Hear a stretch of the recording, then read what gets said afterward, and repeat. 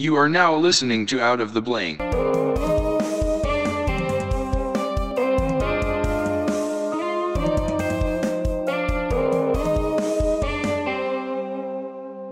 Good evening, everybody. This is Mike with the Anything Goes Project, and tonight we're going to do another After Dark edition.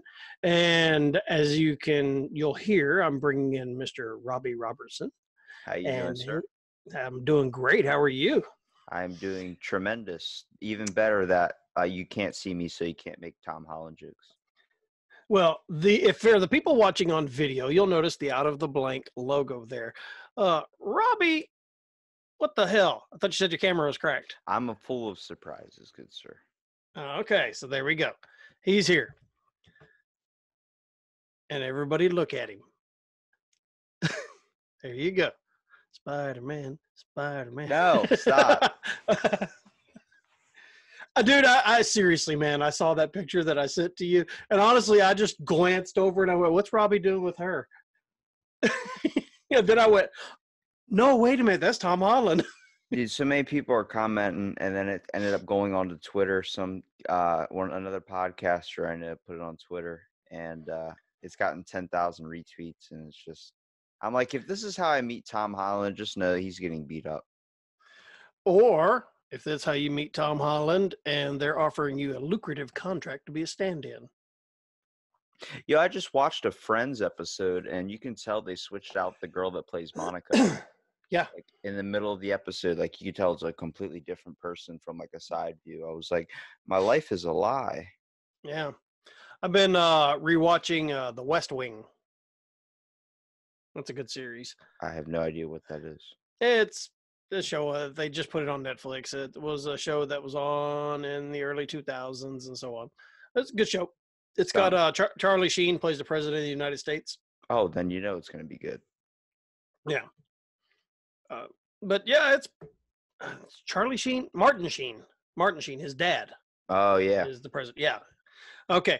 So, anyways, guys, tonight, After Dark edition. So we've obviously got to talk about some weird shit.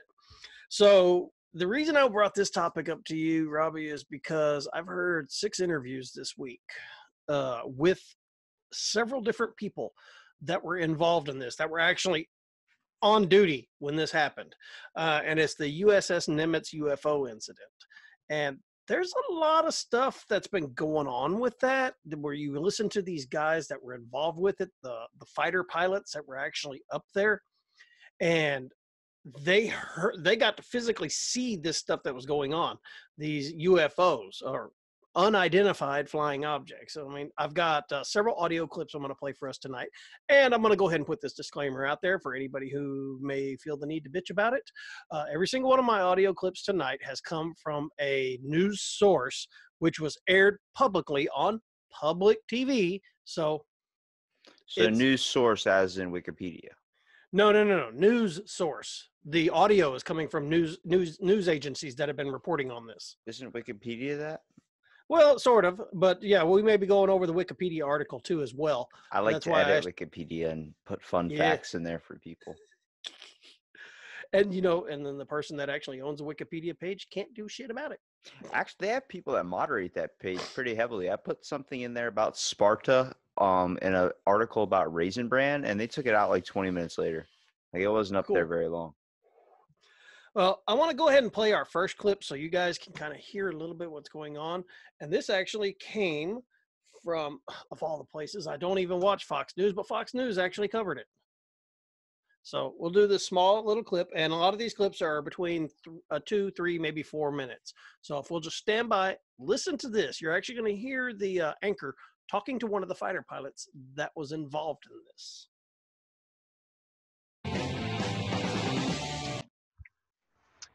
UFOs have been the stuff of conspiracy theorists for decades, often mocked for talking about it, but maybe they shouldn't be mocked.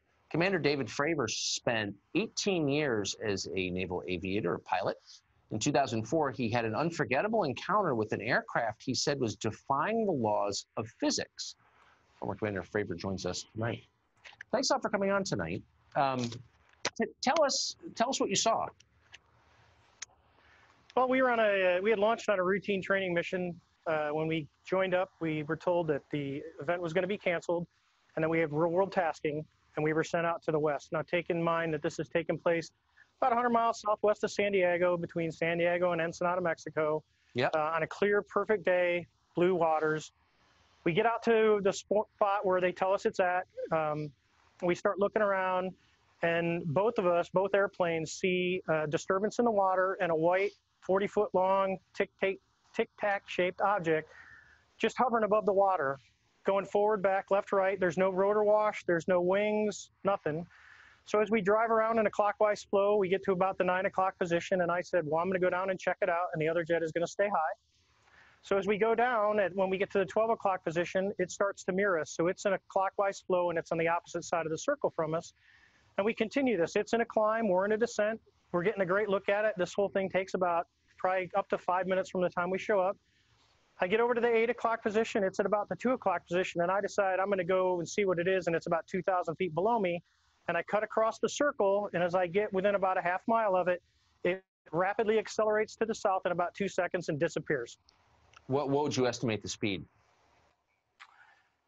Oh, well above supersonic. It like a bullet out of a gun, it took off. So from what you know about aerodynamics, mechanics, physics, should this be possible, what you saw? Not with the technology that we have today. Not at all. Even now, even 13 years later, is there anything that you know of capable of this kind of behavior? No, there's nothing I know of. I mean, when we saw the video with the IR, it has no exhaust, no discernible things of anything form of propulsion. And this thing came from a dead hover over the water, just kind of moving around, to a climb up to about 12,000 feet, to rapidly accelerating away in a climb. And in less than 2 seconds, it was gone. And you figure you're talking 50 miles of visibility, and you can easily see an object that size easily out to 10 miles, and it just disappeared in seconds. What would be the effects on a human pilot of the G-forces involved in that altitude change? Well, the altitude wouldn't be bad. It would be the acceleration of the object. That's right.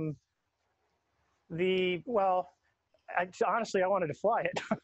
Yeah, but, I bet. Talking to some physicists, they don't think the human body could handle that kind of force with that acceleration. It doesn't sound like the human body could. So bottom line, what do you think this was? I believe, as do the other folks that were on the flight, that when we visually saw it, that it was something not from this world. Okay, Robbie, so what do you think of that? I mean, it kind of sounds like what Bob Lazar was kind of talking about in the Joe Rogan podcast. Like, he was going on saying that he saw something make a complete 180-degree flight turn that no jets basically possible were able to do at the time. Commander David Fravor still... Sorry. Well, thank you. But it's more like the concept, like, I mean, is it out of the realm of possibility that there could be, some type of unidentified flying object that could come across our path? I mean, it's very common with pilots, only because they fly at like high times during night. I forgot what they called. It's like soaring rockets at night or something, where the bunch of flight pilots encountered a bunch of like white orbs they couldn't explain in the sky, and they chalked it up to like eye hallucinations, like stuff your brain does, these auditory tricks. I'm like, but there's stuff that's unexplained. And you think about it, a lot of time they're hallucinating or doing something. Pilots are some of the most highly trained individuals as far as their job goes, specifically military fighter pilots.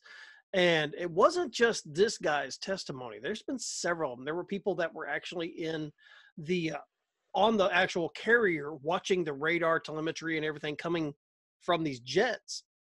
And they couldn't explain what was going on either. But here's the part that I kind of thought, where I told you, some of the stuff that was going on with this kind of sounded hinky. Well, the reason I said that was because after this happened, see, the U.S.S. Nimitz is an aircraft carrier. For those of you who may be listening, Google it. Google U.S.S. Nimitz. That's MIMITZ and UFO encounter. You'll find out that the government was actually monitoring these tic-tac shaped objects. We don't know what they are. Let's just go ahead and say that. We don't know what they are. for almost 2 weeks from other ships. And this was the first time that a ship actually had aircraft in the air and was like, well, we're gonna engage and see what this is. And that was when they got to see the erratic flight patterns. One pilot actually described, and I've got the audio of it, of this thing shooting straight down and actually going into the ocean and disappearing. And then whenever he flew down to bank it and got level to where he could see the water, it shot out of the water and was gone. I love it how whenever something like this happens, there's always people that come out saying it's probably an equipment malfunction, or maybe the pilot was experiencing severe exhaustion or something. I'm like, or maybe it's something crazy that we don't understand yet, so we're just giving it a simple excuse. The fact that in 2017 was basically 13 years after the incident, and that's when we started to get. That's when they released the footage to the public of what they saw. Mm-hmm. And it's like, hold on a second, wait a minute. And here's the other thing. Why did all of a sudden helicopters show up on that aircraft carrier? Men in suits get out, walk through the aircraft carrier, and they say, we need all of this equipment that recorded it. Anything that's not hooked up to it, you erase it completely. We want the equipment. And they pulled the equipment out that had all the data on it. I mean, we have a program in our Department of Defense basically to analyze like UFO sightings. It's called the Advanced Aerospace Threat Identification Program. And I mean, and so these guys knew what was going on. They, like I said, they had been monitoring this for over 2 weeks. So, and they explained that in this, even in the audio clip I have with Neil deGrasse Tyson on here, he explains that, hey, look, we pumped a shitload of money into this to find out if this stuff was a threat, but all the secrecy about it, that's what's got everybody suspicious on this, because there was a lot of secrecy in it, and they did not and here's, even though it was secrecy, they didn't make anybody sign a non-disclosure, so anybody could have talked about it. Yeah. And several of the pilots have come forward, several of the engineers that were actually monitoring the radar and all the telemetries and everything have come forward and said, look, this is what happened that night.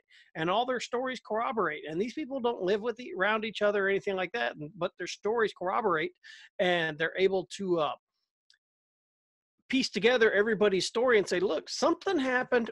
We don't know what the hell it was. We don't have shit that flies like that. I listened to an interview with a physicist that actually described how these things were moving, watching the videos that they had. And he said, a human being, if they were in that vehicle and there was nothing in it special, like what you would see in sci-fi movies, inertial dampeners and things like that. He said, if a human being was in there just strapped into a seat, like in a jet plane, and left at that speeds, basically it would turn you into jello. I mean, have you ever seen the pilots go through G-force training? Yeah, it's insane. It's like the human body can withstand up to like 8 Gs. Yeah, and they look like goo basically towards like the end when you get closer to 8 Gs, and you basically pass out. And actually, that's where they invented hooking, which is when pilots feel like they're about to pass out when they're flying at high altitudes. They go like hut-tu, hut-tu, hut, and it's basically forcing oxygen into your brain so you don't pass out. Yeah, and it's crazy because if they didn't sign a non-disclosure. So the official statement or the official release of the video was in 2017 by the Department of Defense, but there were people already putting the documents and stuff already on the internet for people to see. It's where they got the internet leaks from. Right. But at that point, everybody was like, yeah, whatever. And then in 2017, the video gets released officially by the Navy, and everybody's like, oh, wait, what the hell? Well, these dudes are hitting podcasters are hitting these guys up left and right, trying to get them on their show to talk about this. I mean, it's been insane. Like I said, I've listened to 6 interviews this week with different people. It's kind of insane. So I guess right at this moment, I'll read a little bit from the article so people can understand what's going on. It says the U.S.S. Nimitz UFO incident refers to a radar visual encounter of an unidentified flying object by U.S. fighter pilots of the Nimitz Carrier Strike Group in 2004. The encounter also included an engagement with the UFO by Commander Strike Fighter Squadron 41. The primary encounter occurred during a combat training exercise being conducted in the Pacific Ocean off the coast of Southern California on 14th of November 2004, which purportedly related sightings occurring in the days before and after this encounter. In 2015, or a 2015 account of the incident on fightersweep.com interviews one of the pilots, and subsequent news reports described the sighting of an unidentified flying object by 6 Navy Super Hornet jet fighters, or fighter jets. 13 years after the incident in November of 2017, infrared footage of the encounter was released to the public. According to the Washington Post, the video was released by former intelligence officer Luis Elizondo to shed light on a sensitive Department of Defense operation to analyze reported UFO sightings, the Advanced Aerospace Threat Identification Program. That's the one that you just mentioned. And from there, the article keeps going, talks about the Freedom of Information Act requests that people have been sending in, wanting more information. I mean, the public, I honestly feel that if the government is doing research into this, our tax dollars are funding it, and there's nothing that I would say it'd be sensitive material. Like, we know for a fact this isn't Russians invading our airspace or something like that. Yeah, release the information. The public has a right to know, I think. Well, the problem is, this is my easy fix for Area 51. Just charge $50 a head to go into Area 51 and see what there's stuff in there that they don't want you to see. So I told it's you either that last time. what? The charge at the gate. Yeah, Everybody's running. Hold up, guys. We don't want to shoot anybody. Look, y'all can come in. It's always been open policy, $50 a head. Yeah, you're gonna either get messed up when you leave there, or you're gonna see some stuff and be like, I knew it. It's the whole concept. But the Freedom of Information Act only really releases stuff like 15 years, 20 years after someone who was involved with it has died or something. But I'm like, Yeah. if you really are trying to hide unidentified flying objects from people, then why do you have established programs that are meant to monitor these types of things? You're already giving people that hint that there is something else out there that we should be aware of. So when something like this happens, it's like, just show people, like, don't hide it from us, because when you end up hiding it from us, it turns into this giant thing where people end up getting mad. It's like when you tell a secret and then it finally gets out there. Yeah, and I mean, just show us the video footage and go, and just say, we don't know what it is. Yeah, we don't know how to explain it. You decipher it yourself. Let people fight on the internet about it. That's what Reddit's for. Or we release the information and the government's like, hey guys, we don't know what it is, which would in turn would encourage people to get out there and start looking. Or coming forward going, hey, yeah, I saw your video that y'all released, guys, or the Army or Navy or whoever, guys. I'm glad y'all released it. I have a video footage similar to that. Check it out and let's compare. Let's see if we can. Maybe there's something in mind that you guys didn't get in yours. You see what I mean? And they also almost everybody on the planet is carrying around a freaking high definition camera now.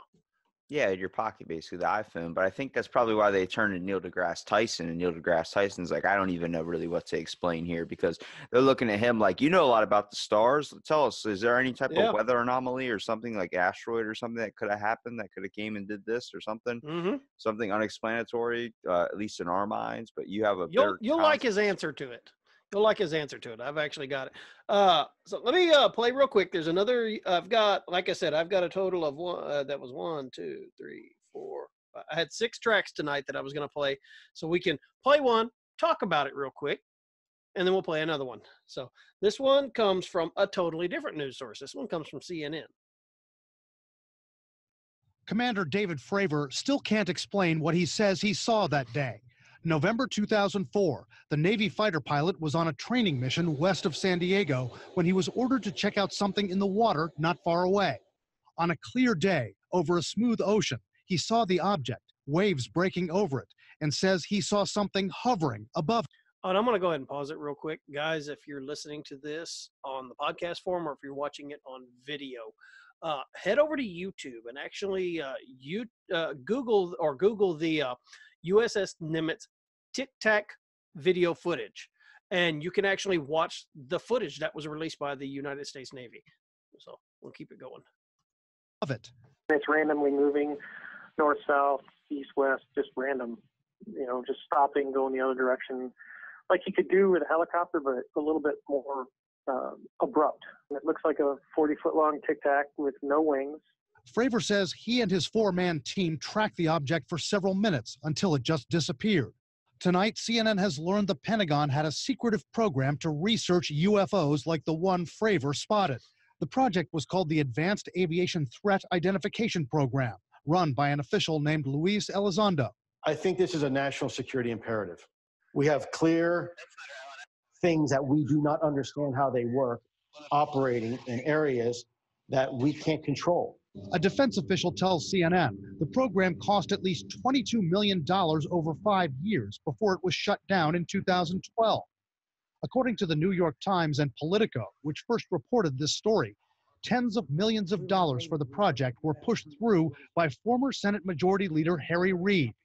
Those publications say a lot of the money for the Pentagon UFO program went to a company called Bigelow Aerospace, run by a longtime friend of Reid's, Robert Bigelow, a big believer in UFOs.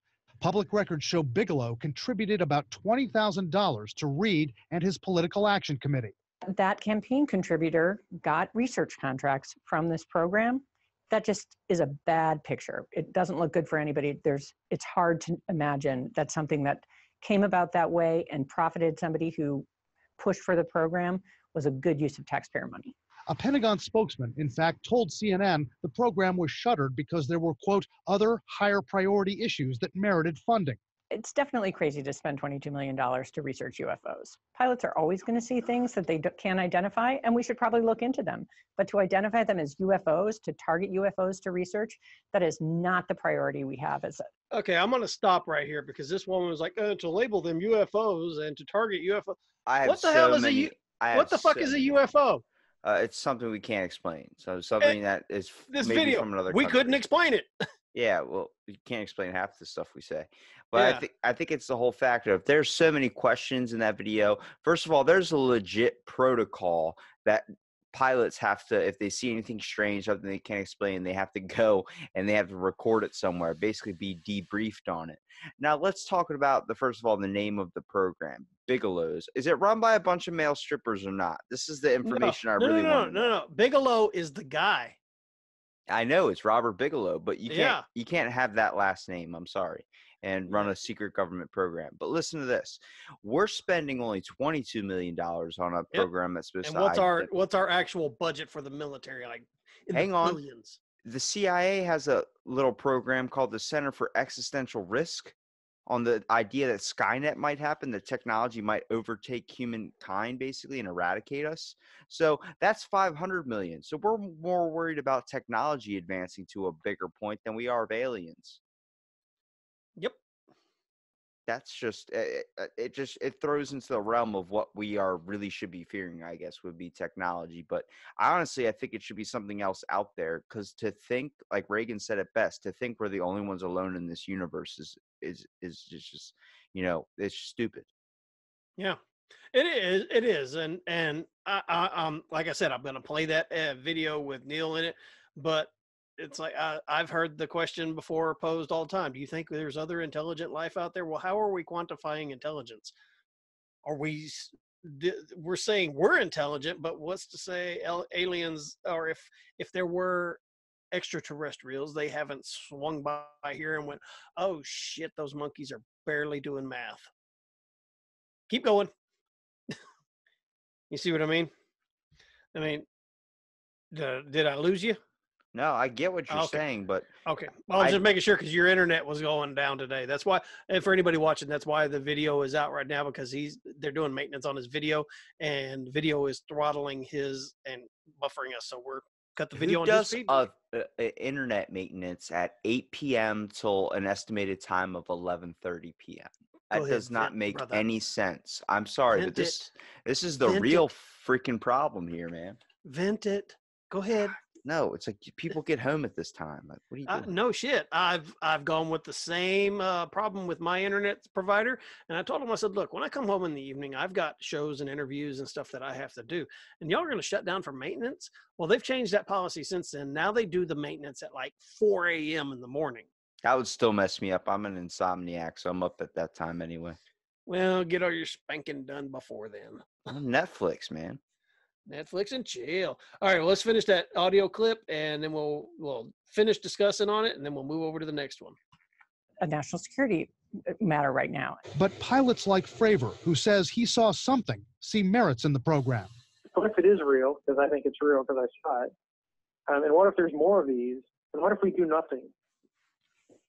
Now, just a short time ago, Senator Reid responded to CNN saying he's, quote, proud of this program and its groundbreaking studies. Speak for themselves, he says. Reid says it's silly and counterproductive to politicize the serious questions raised by the work of the UFO program. The head of that aerospace firm, Robert Bigelow, did not respond to CNN's multiple requests for comment by our deadline. Wolf? Brian, there's also information that former Senator Reid tried to keep information about this entire program out of public view. That's right, Wolf. The New York Times says Reid acknowledged to them that he and two other senators, Ted Stevens and Daniel Inouye, both deceased, did not want public debate on the Senate floor over this program. Reid told the Times that the funding for the project was so-called black money, meaning that was secret money for classified programs. They just didn't want it talked about. Hold on a Commander minute. David Fravor. So the $22 million is less than 0.004% of the department's total budget. It was supposed to be a pet project by the Senate Majority Leader Harry Reid, who had a longtime interest in UFOs. But the government told the Times that the AATIP, which is the acronym for the program, had officially shut down in 2012. Its former director, the guy that released it in November, he said that he left the program in October 2017. So then they've been lying for 5 years, telling people they're not still investigating unidentified flying objects. Well, didn't the same thing happen with Project Blue Book? We're closing the book on it, and no, they didn't. No, this is why people don't trust the government, because the government, it's not the government that's the problem, it's people. People run the government, and people tend to, if they're hiding it for your best interest, it's like people are known to be curious. Like curiosity killed the cat. Like it blows my mind. This is where stuff gets out of hand on the internet, and then people feel like everything's just a lie. We're constantly be told lies. I'm like, because we are. It might be in our best interest to not know if there's something out there, but you have to give. Oh, you think what kind of havoc would that release on the world if the White House came out today and said, guys, all right, look, everything that we've released is factual. We have been visited. We've encountered them. We've done the autopsies on the one, and they confirmed everything. That would change humanity. Well, overnight. I feel like every schizophrenic person is just going to start being like, I fucking knew it. I knew it. Yeah. You called me schizophrenic. Honestly, for me, it would probably make me less trusting of people out in the world, which probably be the majority population. People here would probably like not knowing if someone was an alien or not. But if it's coming out like in these secrets, like people just coming out and saying like, I believe they're already here, and everyone's kind of thinking on the same basis there's something out there. It's like if you just told us, that's going to motivate so many people not to be lazy anymore. It's going to get so many people like, wait a minute, we're not the only ones here. That means an alien's watching me in my room. I mean, it's going to pretty much decimate religious organizations, because now they've got to go and figure out, oh crap, there's other beings out here. We're not the special ones. We may not be the special ones or whatever. And it's going to, and then you're going to have all the like you said, the conspiracy theorists are going to come forward. We knew it the whole time. And then you've got, you're kind of, like you said, paranoia of talking to people, especially if the government comes out and says, yeah, they visited us. We don't know if they're still here or not. And the fact that the Navy announced in, I think it was the ending of April, that they were going to make new guidelines for reporting any unidentified aircrafts to stop basically stigmatizing that there are aliens out there, trying to tell people like it could be like some type of weather anomaly, which has happened. Ball lightning's been known to happen. Yep. But also the same fact, like there is so much in the world we don't even understand yet. And there's so many things out in the universe we're not even close to even coming to a concept of understanding. Absolutely. I mean, it's just, we're stuck here on this little speck out in this vast universe. We've explored a minute percentile of our own solar system. and we're just now getting a glimpse into the other galaxies that are farther away. And is like, dude, there's more stars than you can count just in our galaxy. Have you heard like what the pilot described to the History Channel about how he'd never seen something like this in his life? The thing would go from one way to another, similar to if you threw a ping pong ball against a wall. I think I've actually got that clip tonight. It's either that or Discovery Channel one I've got. But then, like, you hear that and you're like, okay, this guy just sounds a little bit insane. And then the other pilot that was with him also said the same exact thing. Like, it gave the same exact example. And it's like, all right, now we have two accounts of people that were not in the same interview. Yeah. And see, that's what I was saying. All these people are coming forward that were on board the Nimitz, that were in these fighter jets, and their stories are meshing up together. So it's their stories are good. I mean, there's maybe slight differences here and there, but their stories are saying the same thing. So yeah, I find it fascinating. That's why I wanted to bring up this topic, because like I said, I've heard so many interviews this week, and it's like, wow. And so that's what I wanted to touch on tonight.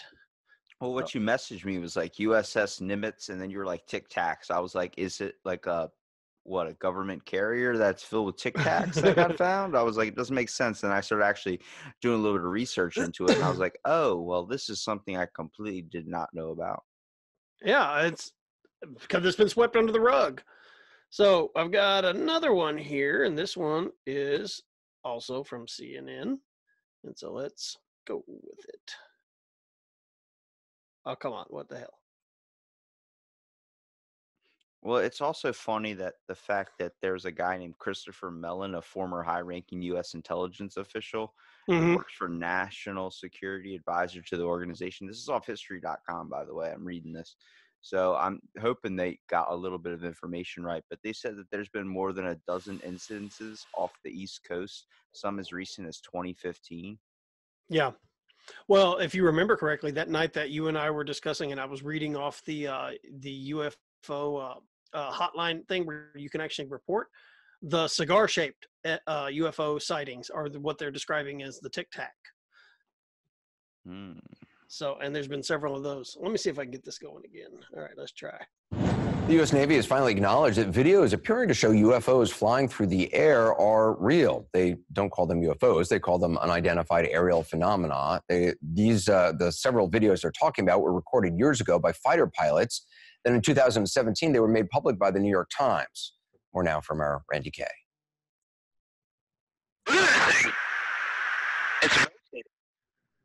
Images of that rotating thing captured by U.S. Navy aircraft, sensors locking in on the target.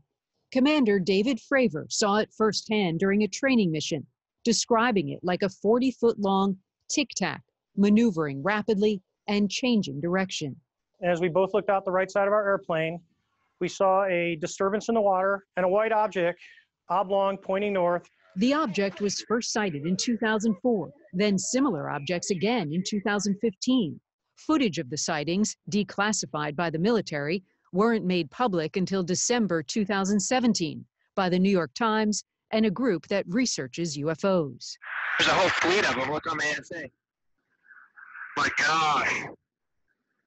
They're all going against the wind. The wind's 120 knots to the west. Look at that thing, dude. This was extremely abrupt, like a ping pong ball bouncing off a wall. The ability to hover over the water and then start a vertical climb from basically zero up towards about 12,000 feet and then accelerate in less than 2 seconds and disappear is something I had never seen in my life. The Navy says it still doesn't know what the objects are, and officials aren't speculating. A Navy spokesman simply confirming to CNN the objects seen in the various clips are unidentified aerial phenomena, or UAPs. The UFO reports were first investigated by a secret $22 million program, part of the Defense Department budget, that investigated reports of UFOs. The program has since been shut down, but it was run by a military intelligence. Okay, I'm going to go ahead and pause it there because the rest of it's just repeating what we just heard in the last one. But yeah, he talked about the ping pong there. But yeah, in this one, you're actually hearing some of the, and I was watching the video footage of it too. You're actually seeing the video. whatever the hell it is that they've got, that they've locked on with their cameras and stuff, it's booking it. It's funny because the way the dude was describing it, he said dude, and I was like, is this supposed to be a pilot? And he's saying dude. How young is this man? How young am I? And I'm saying dude. Yeah, but you're hip. Yeah. I keep calling everybody dude. Bro. Look up the word dude. I think it's the fact that, like, if you start using that type of language and you're supposed to be a federal pilot, people are immediately going to discredit anything you say. Did he say dude? I Yeah, don't remember him said saying it like it. 4 times. Okay, hang on just a second. Let me back that up real quick. I want He to hear said, that. dude, these things are moving so quick. Oh, no. 12,000 feet. Dude, he didn't say that while he was doing the interview. That's on the video footage. He's talking to his friends that are flying. Oh, I didn't know they used dude. That's cool. Yeah, well, you just see something that's like, if you were surprised and you're out there running a defensive maneuver and you're in your plane and you've got 6 other fighter jets there, you're going to be like, dude, look down there. That's true. Okay, so that's where he was saying dude. It wasn't him during the interview. Okay. During the interview, he was very professional. What you're hearing where he was saying dude a lot, that was because that was them just talking like bros talk to each other. I mean, they're fighter pilots. They're bros. Gotcha. So that was what what you were hearing. I was like, I don't remember him saying, but then in the actual footage. Okay. So we got that straight. Thank you for clearing that up, because that was actually like a big thing. I was like, someone needs to talk to him about his interview skills. You don't want to say dude or bro when you're going on national television. Yeah, no, that was the actual footage that was released. So yeah, it was excitement. It'd be like you seeing something and going, fuck. I do that over anything, so. Twinkies. Yeah, I don't like Twinkies. I don't like Twinkies either. Have you seen the new ones that came out? No, you talk about a conspiracy, the ones that have bacon in them. No, you want to know the conspiracy is the fact that Oreos are coming out with all these flavors I can't understand. Yeah. And I'm steering clear of the pumpkin spice. Yeah. Okay, so let's jump over to the next video. I believe this one is from, who's this one from? Well, it's a bird, it's a plane, well, no one knows. Unidentified flying objects have been spotted by Navy pilots, and nobody knows where they're coming from. Now, people are wondering if the truth is really out there. For more on this, I'm joined by Chris Rutkowski. He is a science writer and UFO specialist. He's in Winnipeg. Okay, yeah, this is the one where they're actually talking to a science writer, and he's talked to several physicists, and they've kind of weighed in on it, what they think. So here we go. Winnipeg today, Chris. A lot of people in our newsroom are talking about this chat today. So what do you make of these sightings that these Navy pilots are talking about? Well, they're fascinating stories. First of all, we've had reports from pilots quite a few times over the years. What's interesting is that these are fairly recent, about 5 years ago, and that they've reported seeing things zipping around that they couldn't explain. Now, we are wondering, for example, where the Air Force pilots are in all of this. And also that there was one story that the pilots had watched these UFOs. After these UFOs had been seen for about 2 weeks, they finally decided to get a little closer. And I guess, Russian jets are always doing incursions on the eastern seaboard or the north from time to time, and they're always acted upon and responding very quickly. We wonder why this didn't happen in this case. So it raises a lot of questions, but they're great stories. Yeah. Do you think, though, that they are actually seeing UFOs that are extraterrestrial in nature? Well, even the United States Navy doesn't say that outright. It actually hedges its bets. It says these are unidentified aerial phenomena or UFOs for any other. They're not actually saying extraterrestrial. They're saying, let's take a good look at this. And I think as a scientist, we have to acknowledge this, that it's time to take a closer look. There's enough good reports by good observers. One would argue that pilots are pretty decent observers. If they're saying something they can't explain, maybe it's time to take a closer look. And so why? Because as you study this, and in some of the things that these Navy pilots have said is they're looking at an object that is going down very, very low and then shooting up very, very high, unlike anything they've seen. You're saying we should be paying more attention, but why haven't we, though? Well, that's a good question. I think there's a stigma that's still attached to UFOs. But, the United States Air Force finished its UFO study back in 1969 and 70. We haven't really had much input of what's going on. Now we have these Navy reports. In Canada, we actually have a better record. record of UFO sightings. We have a fairly good record of things going back many, many years. In fact, just this past year, we've had UFO reports by pilots. So I think some people are taking a closer look, and I think maybe the United States Navy has decided maybe we should take a look at this too. So should we be asking ourselves, is there something more out there beyond the planets, beyond the black holes? And I know we're investigating other universes, but perhaps there are other beings out there. Maybe they think we're the aliens.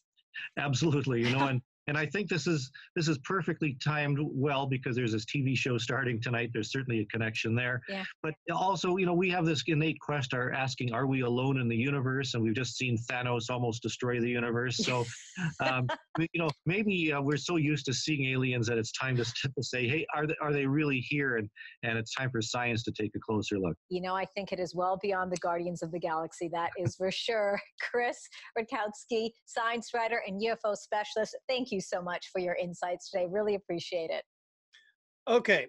I'm glad he came out and said, look, it's time that science starts looking at it instead of like people within the scientific community just poo-poo and everything when somebody says, oh, I saw a UFO. Yeah, bullshit. I mean, I've done an investigation for MUFON before, and these girls that I interviewed and got their written statement from, they were terrified. They saw something they can't explain. The person that was in the truck behind them saw something and hauled ass. I got reports from the airports. There was nothing in the air that night because anything flying has to report into our airport, which is local, to let them know what's in the air. And there was nothing that night. A couple weeks later, I saw something. Oh, excuse me. A couple weeks later, I saw something out in one of our pastures. It was a green light that shot straight up into the air, and I don't know where it went. Can I explain it? No. Do I know what it is? No. We need to put some scientific minds on this with some instruments and start looking at it. What do you think? I definitely think we need to invest more time into explaining things that we don't know how to explain. I mean, I honestly, I thought my jokes were bad when it came to those references. They were talking about Guardians of the Galaxy and all these types of things. We've been obsessed with space for so long now. It's so crazy to think that that there isn't something out there, that people are still completely oblivious to it, or just chalk off the notion that there isn't something out there. I'm like, there's been constant sci-fi thing, at least influence in our society. We're constantly worried about going into Mars, finding a next inhabitable Earth, a Goldilocks planet. I'm like, what's out of the realm of possibility that there's another type of being out there that has made contact, made time travel, did all these types of things, and they've made international spacecrafts that can come down to here and just monitor over us. Maybe it's like Chicken Little, the sky is falling. They're just using a cloaking device in the air because they're too afraid to make contact.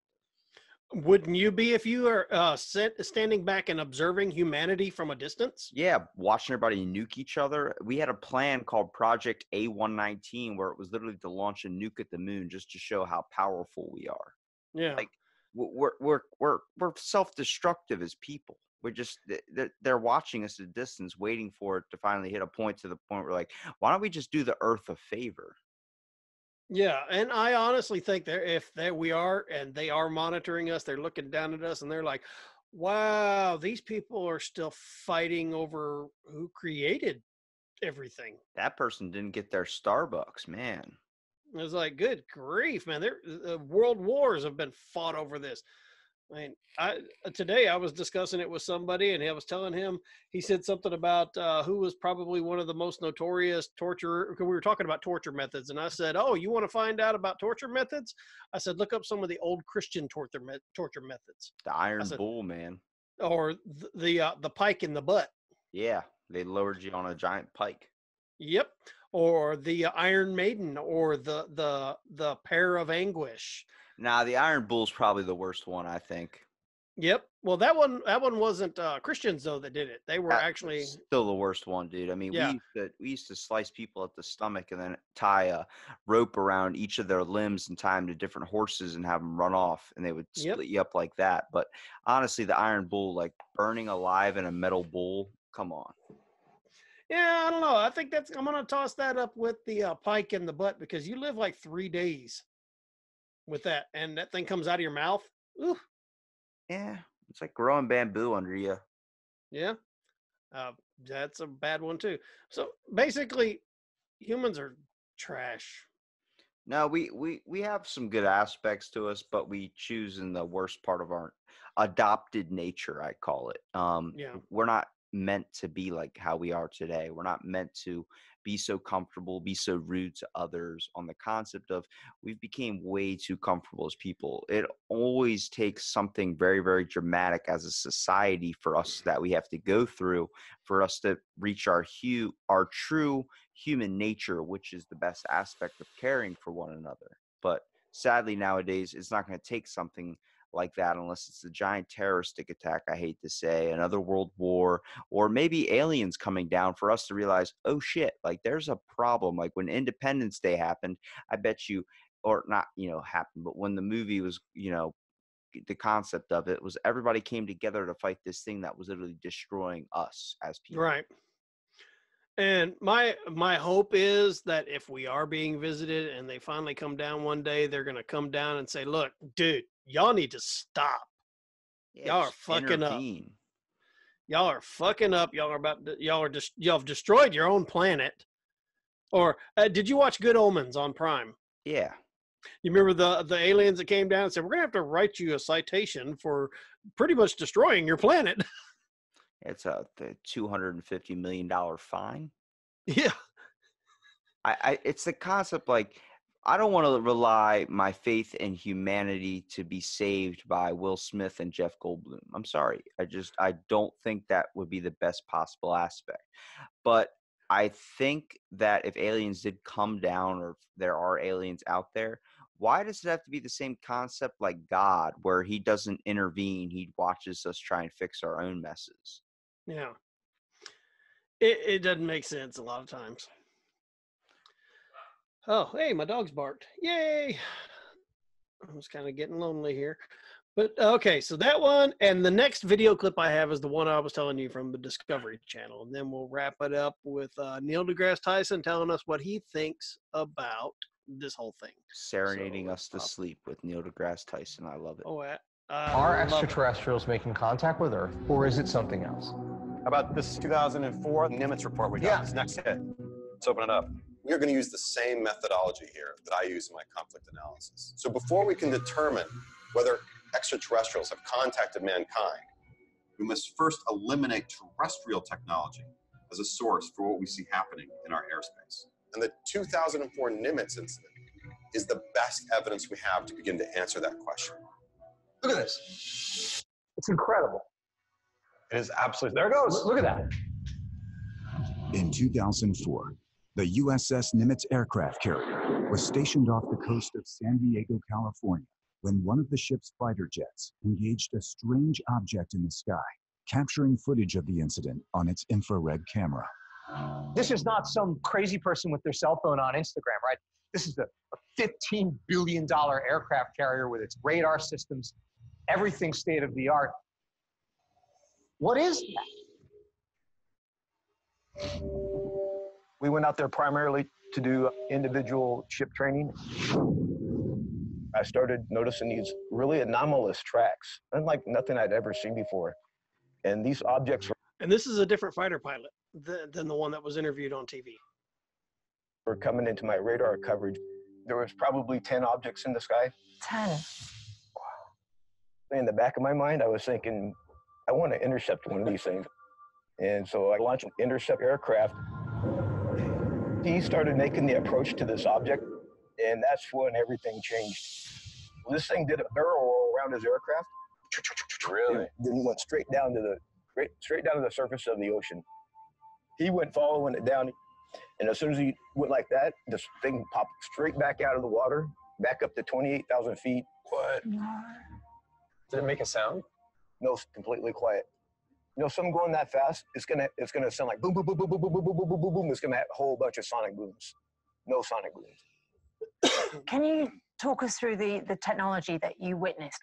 If you can imagine a 47-foot-long Tic Tac, they didn't have any wings, they didn't have any propulsion system. They could travel from point A to point B in a matter of a second, even though it was miles and miles and miles away. And if anything biological would have been in that thing, given Newtonian physics, classical physics, it would have turned you into mush. There's no way you could withstand that type of G-force. I think the human body can withstand about 8 Gs. This thing had 1,350 Gs. You'd have been paced. It literally gives me chills listening to this. I mean, it's absolutely extraordinary. The fact that we have military personnel that witnessed multiple objects, and not only were they eyewitnesses personally, but we have it on official DoD video. It doesn't get better than that. Yeah. So, and which also, should the video be suspect? I don't know.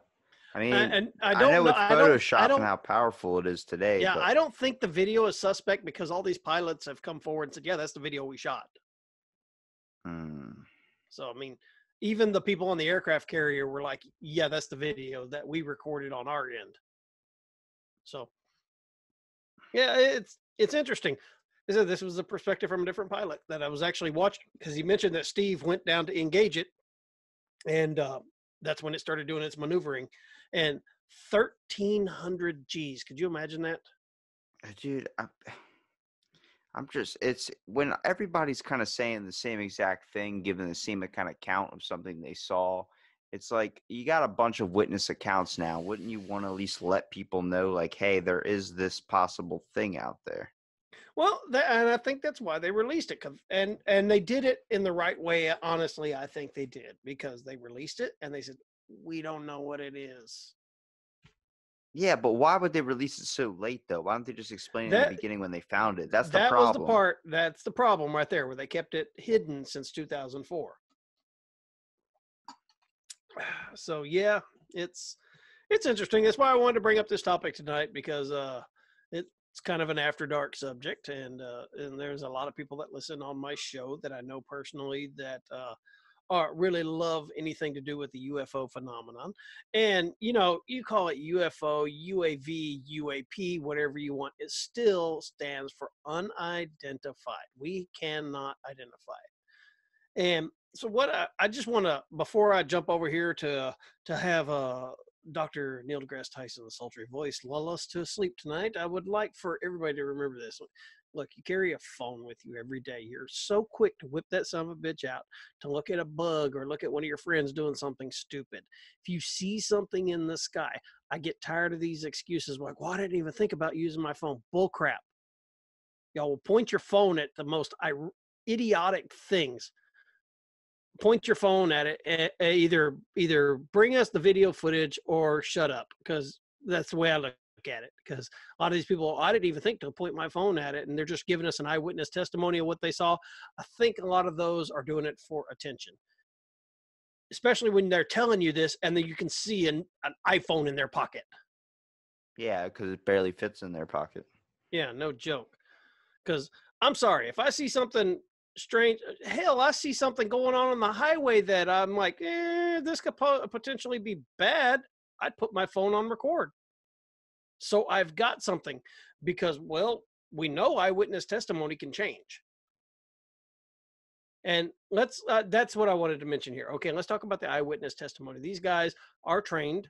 They had to go through debriefings and document, and all their stories are matching up with their debriefings. But as far as like us, the civilians out in the world that are giving their eyewitness testimonies to things, I saw a study that was done a while back where they actually took just to show you how uncredible eyewitness testimony was. They had somebody walk down into a subway that was full of people, and they had several people that were Confederates, what they call a Confederate. They're actually in on it. And this one person stood there, and then all of a sudden they just started yelling, "Hey, stop him. He ran off with my radio." And then a fake police officer came in and started taking witness testimony. And you know what? These witnesses started describing the guy that ran off with the radio. They started describing the type of radio, the color of the clothing that the guy was wearing, and this and that, back and forth. There was never a radio. So that should show you how your brain can convince you something happened when it actually didn't. So that's why I say, whip that phone out, record that crap. Yeah, it's so much easier just to have it out and recording, I guess. But I mean, we live in a world where people are like, I don't want to be recorded. I don't want to be this. I'm like, man, sometimes you're going to miss something. Exactly. So, well, let's wrap it up with Neil, and then we'll wrap up the show for tonight. How's that sound? Sounds like Neil deGrasse Tyson's about to whisk me away to dreamland. Rock and roll. Here we go. I saw it in The Last Jedi, but we should probably figure out the practicality of this with astrophysicist director of the Hayden Planetarium, Neil deGrasse Tyson, rock star of science explanation. It's real because it's in the movie, so it's real. And this is his book, which is awesome, Astrophysics for People in a Hurry. God bless you. Yes. Oh, yeah, thank you. Yeah. I got to pause this real quick. If any of you have not gotten that book, Astrophysics for People in a Hurry, please go out and get it. That is an excellent book. I bought the hardcover and the Audible version and thoroughly enjoyed it. I'm still shocked that people care about it at the level they have. You shouldn't be. You are our science explainer in chief. And so explain what you see on that video. Well, so people, I think, have conflated the concept of a UFO with whether we're visited by aliens. UFO means unidentified flying object. Okay? This is a highly non-specific term. Yeah. It is so non-specific, it admits you don't know what you're looking at. But what's driving that thing if not a space alien? It's unidentified. Okay. So that's not good enough. Well, so the universe brims with mysteries. And so just because you don't know what it is you're looking at doesn't mean it's intelligent aliens visiting from another planet. Yes. You just said you don't know what you're looking at. So it's not, you cannot, as a next sentence, say, therefore it must be anything. Yes, but you know what we're looking at. You stare at the cosmos for a living. I'm not authorized to go beyond this part. Wow. You're in. But we're serious. So No, a couple of things. Just what do you see? consider what made people interested in this is that it involved the Pentagon and $22 million, whatever the figure was. Consider, by the way, that's $22 million over 5 years, and the Pentagon's budget is huge. So how much of the Pentagon budget is that? It's 0.0001% of the Pentagon budget. So A. B, it's a flying object, and we don't know what it is. I would hope somebody is checking it out. I would hope there's a program of our Defense Department to make sure they do not pose a threat. And sure enough, that's what that program was. But it just buzzed away. They didn't know what it was. It's of course. We still don't know. It's a mystery. We still don't know. Wait, hold on. And I'm cool with that. Okay, that's where we differ. You're cool with letting that. Scientists live in mystery every day of our lives. There is the circle of knowledge that we have, and then there's beyond that circle is the unknown. And even as the perimeter of that knowledge grows, okay, as the area of the knowledge grows, so does the perimeter of our ignorance. All right, because it's touching this wider and wider area. Okay, I understand. So people are uncomfortable not knowing, not the scientist. I'm fine. We don't know what it is. Keep checking it out. Okay, but hold on a second. There's another question. Call me when you have dinner invite from an alien. That's a so different you're conversation. skeptical. Yes. You're skeptical that space aliens have visited Earth. The evidence is so paltry for aliens to visit Earth. I have no further interest. Let other people who care go ahead. And then when you finally find some aliens, bring them into Times Square. No, there are too many weird people. Yeah, I think that's happened. You would not stand out in Times Square. Right. And try not to come back during Comic-Con when the alien would just blend in. Go to the county fair or something where there's a uniformity of who's there. And then and everybody's got a high definition video camera on them now.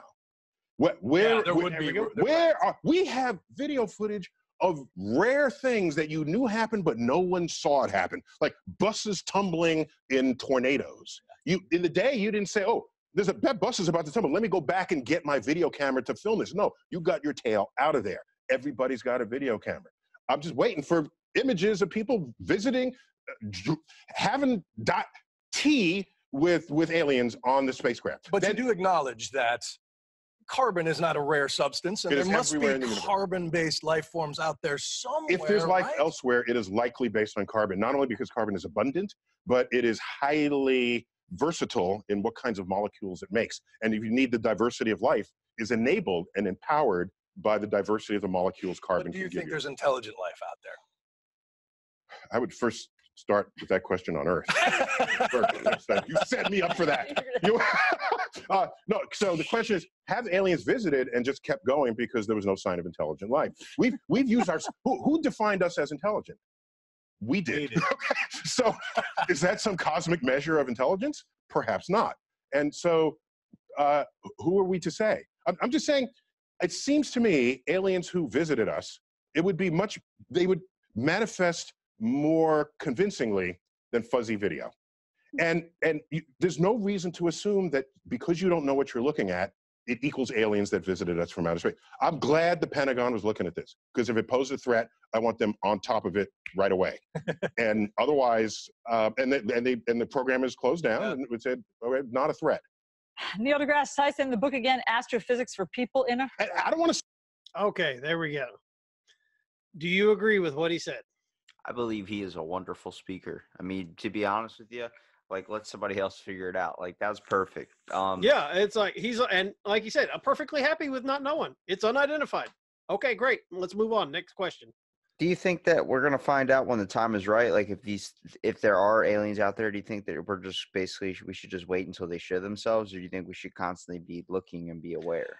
I think we should be looking. I don't have a problem with like the SETI program and stuff like that looking for, but the only problem that I foresee with that is we're looking for archaic type signals, radio signals. So let's say we get a signal from a star that's 100 light years away.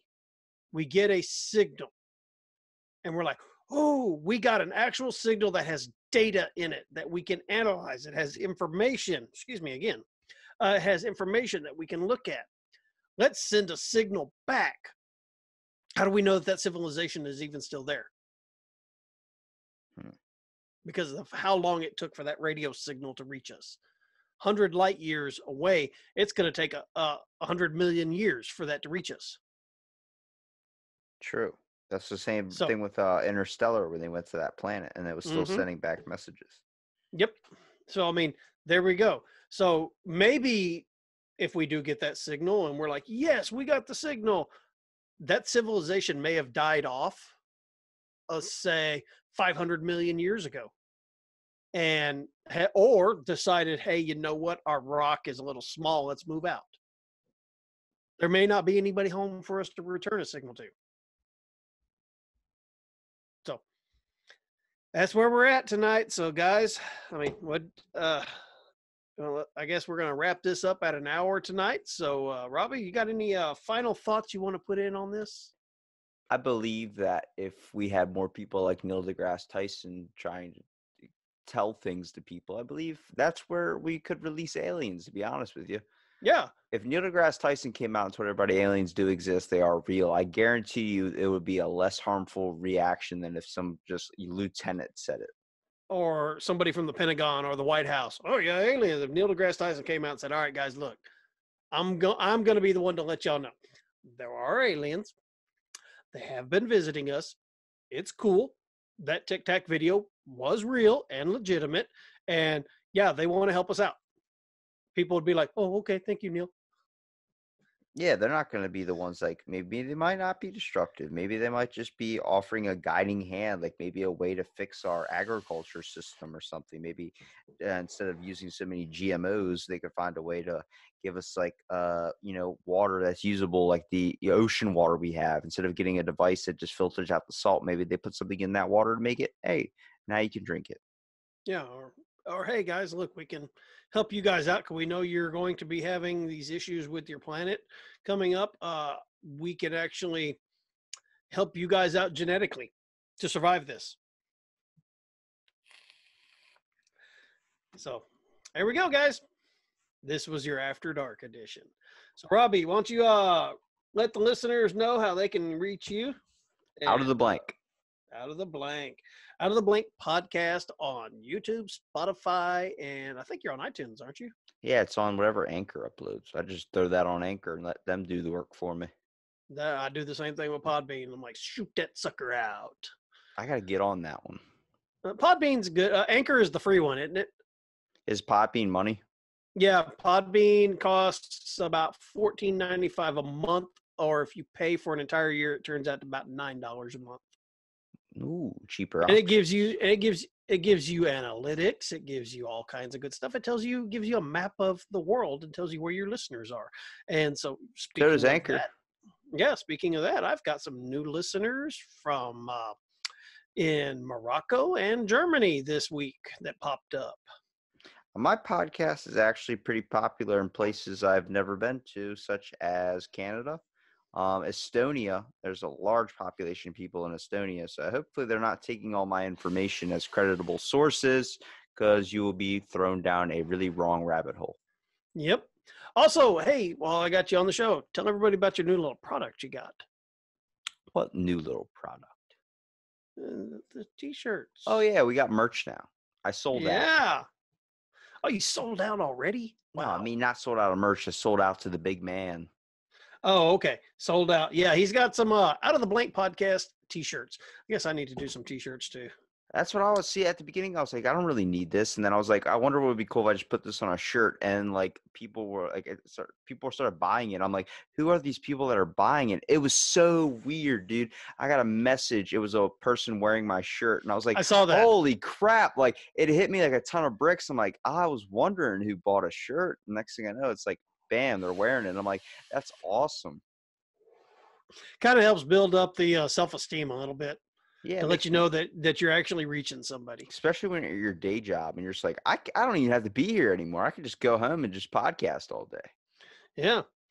So with that, guys, we're going to be wrapping it up tonight. Like, once again, if you need to reach me, you can contact me at stalkermailbox@gmail.com, or you can call into the show at 361-433-5739. Come on, guys. We got that number. Don't, nobody's used it yet. He likes he likes haunted dolls, and he likes other things that are very haunted. And also, I'm going to do this on a side note, since this is the After Dark show and it's usually adults listening. Today I posted it on Facebook. You know, over the past 3 days, I've gotten 27 phone calls from the same company, and each time it's a different person. And I was like, okay, they're saying that they're representing my health insurance. I doubt it. So I told them, I said, look, I don't have time to talk to you right now. Send it to me in writing. I'd be more than happy to look at it. Is it about John Hopkins? No, it has to do with my pharmacy benefits for my health insurance. Oh, okay. I had a different one happen to me recently. I got like 4 years ago, I was in this thing with John Hopkins where they took 18 vials of my blood and then they lost it and they never sent the results over and we never heard anything back for 8 months. And then I got a letter in the mail from a lawyer saying I could sue for malpractice. Now it's been like 4 years later and they just contacted me a second time. They're like, seriously, you're part of one of 650 reported cases where this doctor has been no longer in the business anymore. He no longer works at John Hopkins. He was actually running your insurance company through a lot of extra testing. And I was like, yeah, that makes sense, but this is why I don't have medical insurance now. And I hung up because I was like, sometimes you have that bad first, I guess, perception of things. Yeah. Well, mine, it has to do with like pharmacy benefits. And that's what this company keeps telling me. I doubt it is because they're going to start asking me for private information. I'm not giving that crap out over the phone. So I just told them, I said, look, send it to me in writing. I'm very familiar with what my insurance covers. And so send it to me in writing. Let me know what the new products are that I can supposedly buy. Okay, great. They kept calling and calling. So I started blocking the number. Well, then they'd call from a different number. I'd block that number. They'd call from a different number. 3 days, 27 phone calls. Same damn thing. So we're riding along yesterday in the truck. I told my wife, I said, I'm going to end this. I figured it out. So the very next phone call I got, they told me, they introduced themselves with this and this and this. Your pharmacy, we want to tell you about your benefits. Would you be interested in hearing it? And I was like, no. I just want to know one question. And they were like, well, what's that? I said, can I buy a penis pump on my insurance? Click. Somebody called back again. I asked the same question. Click. I have yet to receive a phone call the rest of the day. That's a good one to ask them, because I asked a woman that called on a survey for the CDC about head trauma or something, and I was like, I just have one question for you and I'll answer all your questions. And she said, what is it? And I said, is it true that they have a training thing in their manual on how to deal with zombies? And she's like, I am not authorized to disclose that information. And I was just like, thank you. And I hung up. Yep. So you heard it here. CDC's got something to do with zombies, and my insurance company will not buy me a penis pump. This is the stuff we should have been talking about. Yeah. So with that, guys, we are out of here tonight. I love you guys. And if you feel froggy, subscribe to the show, share it, like it, send it to some friends. Do the same thing with Robbie's Out of the Blank podcast. Subscribe to it, share it, send it out. It helps us be seen, and it helps our show to grow. And with that, we love you guys, and we're out of here.